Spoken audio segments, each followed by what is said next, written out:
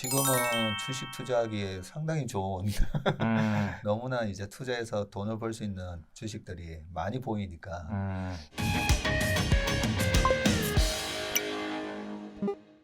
안녕하세요. 지금 박수 전문님 팬들이 많아가지고 네. 인사 한번 간단히. 저희는 그 효친 마을이고요. 네. 효석 친구들.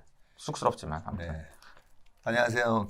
박색 전문인데요. 네. 방금 효친이라고 하셨잖아요.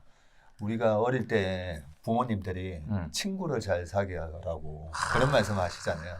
잘 사귀신 거예요. 아 진짜. 네. 아니 근데 갑자기 지금 나온 애드립이잖아요 이거. 네, 그 친구. 평소에 생각하고 있던 생각이니까. 그러니까 너무 네. 너무 감사합니다. 근데 제가 보니까 살짝 우리 이렇게 보니까 아니 인사 한번 하시죠. 여기 지금 전문님하고 야 이게 지금 전문님 뭐라고 하시나? 지금 혹시 회사에 누가 되는 얘기를 하지는 않을까? 이게 지금 감사하고 계신 예, 것 같은데. 감시단이 왔어요. 감시단들이 지금 와가지고 무슨 얘기를 하려고 그러는 건가? 알겠습니다.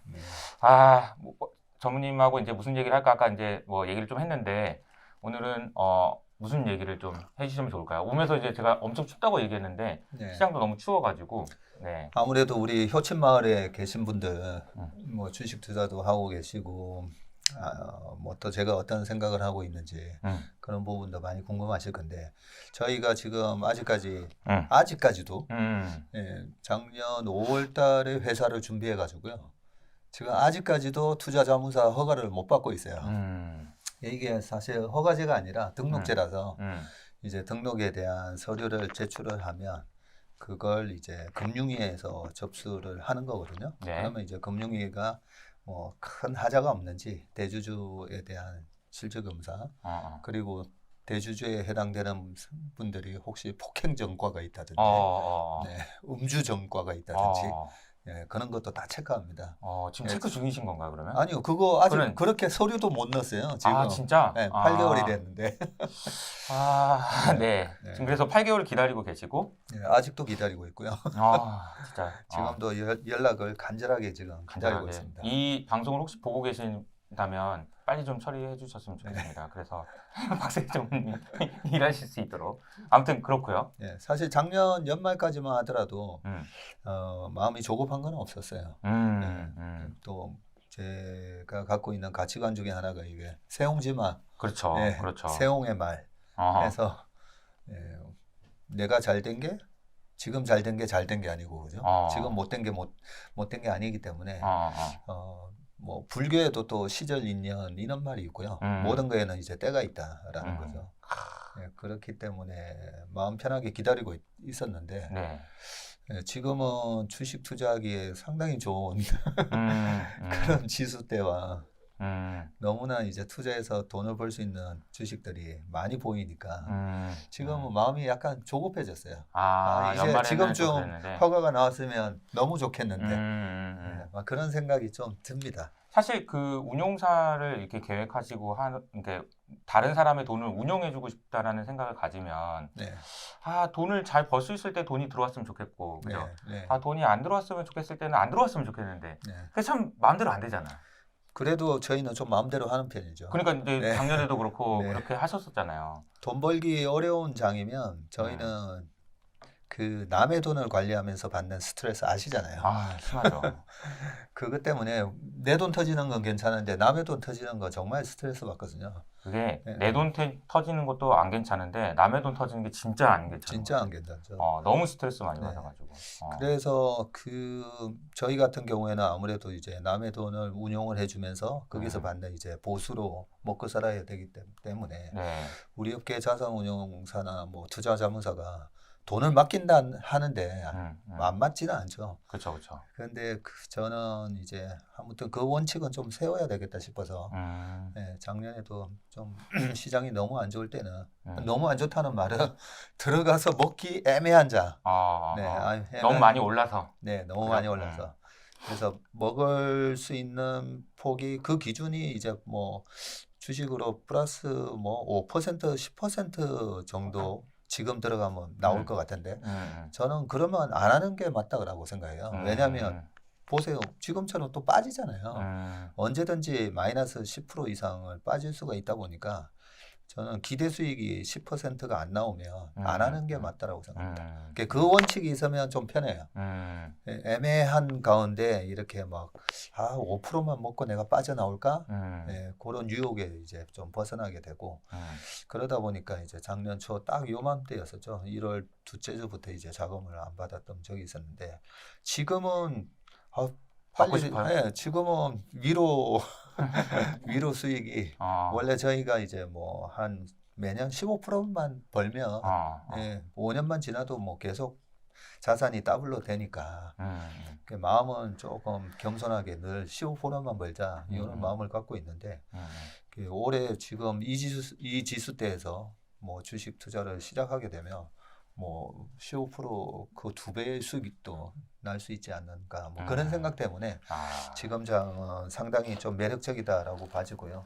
저는 이제 그런 생각이 드는 게 제 주변에 이제 주식을 하시는 분들은 오늘도 이제 오면서 많은 사람들하고 얘기를 했지만 네. 다들 진짜 너무 힘들거든요. 엄청 그렇죠. 힘들거든요. 들고 있는 사람 입장은 너무 힘든 장인데 네. 사실은 이제 뭐 의도치 않게 전문인 같은 경우는 회사가 이제 인가가 안 나서 객관적으로 보면 마치 바둑에 훈수를 두는 사람처럼 옆에서 이렇게 보면 지금은 주식할 때인 거라는 거잖아요, 그죠? 네. 안 하고 있다라면 지금 네. 더 기준으로. 방금 우리 이효석 팀장 얘기처럼 객관적인 포지션에 있는 사람이 객관적인 전망도 할 수 있는 거잖아요. 맞아요. 네. 아무래도 아무래도 내가 그래도, 그죠? 내가 포지션을 들고 있으면 아무래도 좀 불리시하게 보고 내가 인버스나 곧버스 들고 있으면 또 시장은 또 약하게 보고 빠졌으면 좋겠고. 근데 저희는 이제 포지션이 없으니까 아. 그나마 좀 객관적인 전망을 할 수 있다라고 말씀을 드리고요. 근데 요즘에 보면은 우크라이나도 이제 곧 내일 전쟁 난다고 하더라고. 네. 난 세상에 전쟁 나는 거를 미리 이렇게 정해놓은 그렇죠. 건 처음 봤어. 근데 내일 전쟁 난대요. 그래가지고 유가도 이제 곧 있으면 뭐 100불 넘는다고 하고. 네. 그럼 우리나라는 뭐 전반적으로 좋지 않고 이제 안 좋은 환경만 보여요. 또 이럴 때는 항상 그게 돌아놓고 보면 이제 이때가 기회인데 항상 그때가 가면은 이거 항상 다른 이야기가 나와서 이게 이번에는 아닌 것 같고 막 자꾸 그런 생각이 든단 말이에요.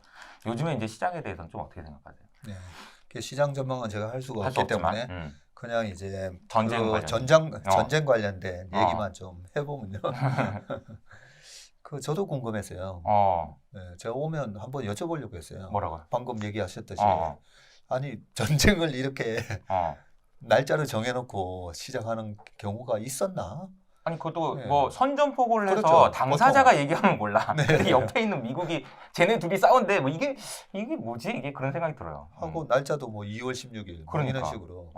그래서 저도 내일 정말 어떻게 되는지 한번 보려고요. 뭐 전쟁 얘기를 이래 웃으면서 할 얘기는 아니지만. 그럼요. 너무 중요하죠. 어쨌든 좀 이상하다. 뭐 이런 생각이 들고요. 그리고 우리가 이제 주식 투자를 하는 입장에서는 여러 가지 시나리오를 지금 다 생각하셔야 되잖아요. 그러면 그냥 제 생각을 말씀드리면 이제 요즘 이제 전쟁 때문에 많이 지금 시장이 막 출렁거리니까 우리나라뿐만 아니라 미국 시장, 뭐 전 세계 시장이 다 출렁거리잖아요. 지금 뭐 국내 주식도 하고 계시고 미국 주식도 아마 하고 계시고 중국 주식도 하고 계실 건데 그러면 한번 우리가 전쟁의 역사를 또 한번 보자고요. 전쟁의 역사. 제가 2년 전에는 바이러스의 역사에 대해서 엄청나게 많은 얘기를 해드렸었잖아요. 이거는 우리가 지금 우크라이나를 가지고 얘기할 게 아니라 그냥 과거의 전쟁의 역사를 보면 돼요. 과거의 전쟁의 역사. 과거의 전쟁의 역사를 보면 아까 말씀하셨듯이 갑자기 우리가 예상하지도 못하다가 촉발이 되면 처음엔 좀 빠져요. 그게 이제 뭐 평균적으로 한 20% 빠진다라고 얘기를 하잖아요.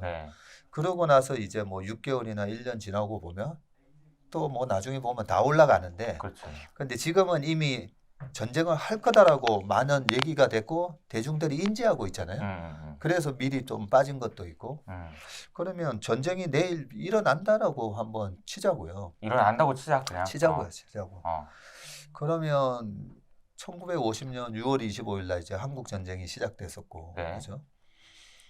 뭐 2차 세계 대전도 마찬가지지만 그 한국 전쟁을 통해 가지고 2차 세계 대전에서 패망한 일본이 벌떡 일어서게 됐죠.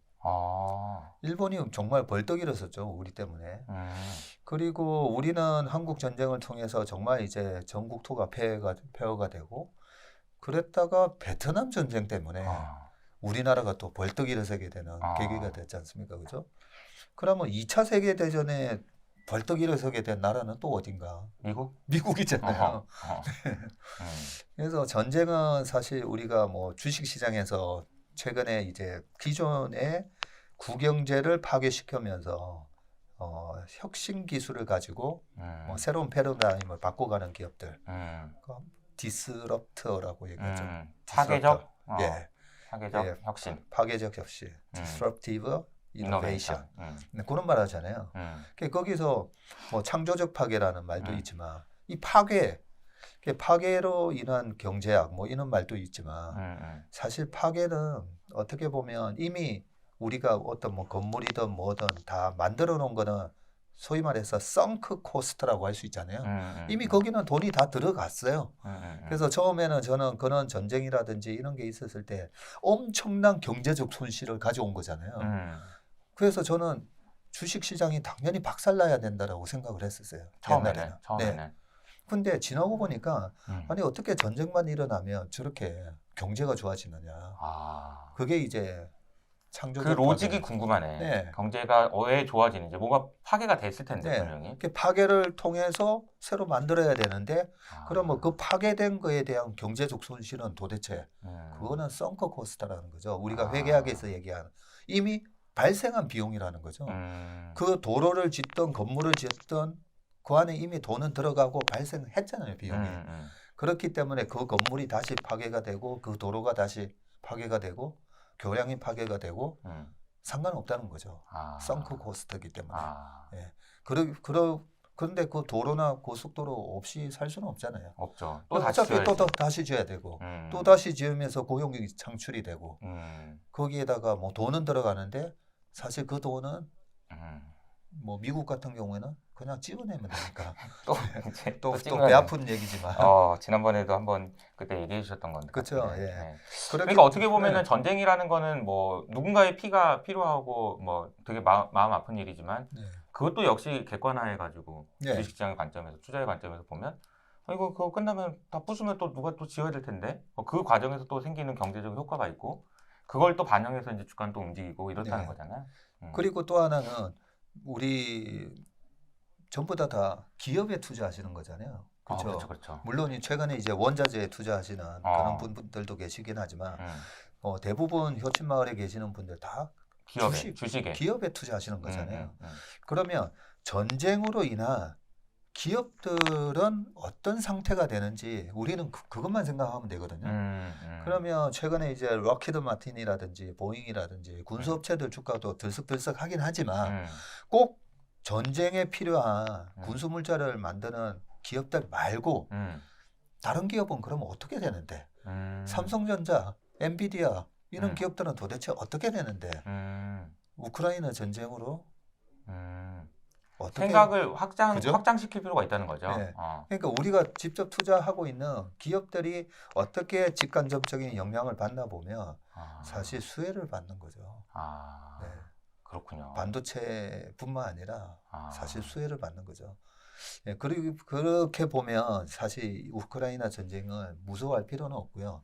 단지 무서워하는 사람들은 어떤 사람이 무서워하냐면 지금 신용이 과다하게 들어가 있는 분이라든지 담보를 바탕으로 해서 투자를 하고 계시는 마진 트레이더들이나 신용 투자가 분들은 조금의 이 변동성에 전쟁으로 인한 변동성에 반대 매매가 나올 수가 있으니까 마진 콜이 나올 수가 있으니까 그런 분들은 염려를 하시고 이제 조금 포지션 관리를 하셔야 되는데 그냥 일반 알 주식을 들고 계시는 분들 있잖아요. 그러면 사실 하나도 걱정할 거리는 아니에요. 그러면 전진 자체는 그런 것 같은데 사실 뭐 저도 이제 기업을 보고 이런 거는 뭐 지나놓고 보면 한 1년 좀 지나가 봐라. 그러면 이 회사가 어떻게 되겠냐? 회사인데 뭐라도 하지 않겠냐? 뭐 전쟁 나고 그러면은 수혜를 볼 수도 있지. 뭐 그렇게 생각할 수 있는데 이게 매크로의 관점에서 보면 약간 좀 애매한 게 제가 작년 그러니까 2020년이죠. 유가 마이너스 갔을 때는 지금 원유 탱크가 넘쳐나가지고 원유를 저장할 데가 없어 그래서 마이너스 유가가 갔거든요. 근데 지금은 또 원유가 하나도 없대 또. 그렇죠. 그래서 지금 유가가 지금 계속 올라가고 있고 근데 사실 이게 아니나 다를까 우크라이나가 꼭 같이 에너지와 관련된 게 있다 보니까 이게 불거지면 또 에너지가 한번 팍 됐다가 또 이렇게 되면 또 머리가 아픈데 골치 아픈데 이렇게 되는 것 같거든요. 그럼 인플레이션 또 생각나고 연준 또 생각나고 금리 또 생각나고 그러다 보니까 이제 주식 언제 뭐 이런 생각이 들긴 하는데. 그렇죠. 네. 그러면 이제 유가 얘기가 나왔으니까 현실적인 얘기잖아요. 현실적인 그죠? 얘기. 아니 전쟁으로 인해서 유가가 이렇게 급등을 하고 그게 실물 경제에 당연히 영향을 미치지 않나요? 그 질문이시잖아요. 그렇죠, 그렇죠. 당연히 영향을 미치죠, 그죠? 우리가 당장 나가서 휘발유 가격도 올라가고 기업들의 제조 원가의 가장 큰 부분을 차지하는 이런 석유부터 원자재 가격, 이런 부분들이 이제 해상 운임에도 또 영향을 미칠 수가 있고, 그죠? 맞는 얘기예요. 맞는 얘기인데, 자 그러면 지금 유가가 이제 95불까지 올라와 있잖아요. 네. 그러면 95불이라는 유가 수준은 도대체 이 유가 수준이 얼마나 높은 수준인가 한번 따져보면 2007년에서 2008년도 2008년 초에 유가가 이제 147불을 찍었었거든요. 147불. 2007년이면 지금보다도 집값이 한 3분의 1 수준이었어요. 그렇죠? 그러면 지금 30억짜리 집이 10억일 때 그때 당시 유가가 147불까지 갔었어요. 그런데 이제 금융위기 직전에 주가가 뭐 한창 호황이었을 때 2007년도에 유가가 110불 전후였었거든요. 그리고 차화정장세로 얘기가 많이 되는 2009년, 10년, 11년 그때도 유가가 110불 근처에서 놀았었어요. 그러면 그때 당시에 110불하고 지금 유가 95불은 어떻게 보면 그때 물가 수준으로 보면 지금 95불은 그냥 한 50불? 인거나 마찬가지인 거죠. 무슨 말인지 알 것 같아요. 그러니까 이제 그걸 감안해 보자는 거죠. 다른 거 얼마나 올랐는지 아냐? 유가는 지금 아직도 100불이 안 되는 거야. 거꾸로 생각해 보면. 그렇게 얘기할 수도 있다는 거죠. 그래서 지금 95불의 유가 수준, 여기서 이제 전쟁이 만약에 나면서 유가가 일시적으로 뭐 110불까지 올라갔다 하더라도 그 옛날 물가 수준으로 따져도 110불일 때 경제는 잘 돌아가고 주식시장은 굉장히 강세장이었어요. 그렇구나. 그렇게 생각하면 또 쉽네요. 그냥 길게 보면, 길게 보면 이렇게 생각할 수 있다.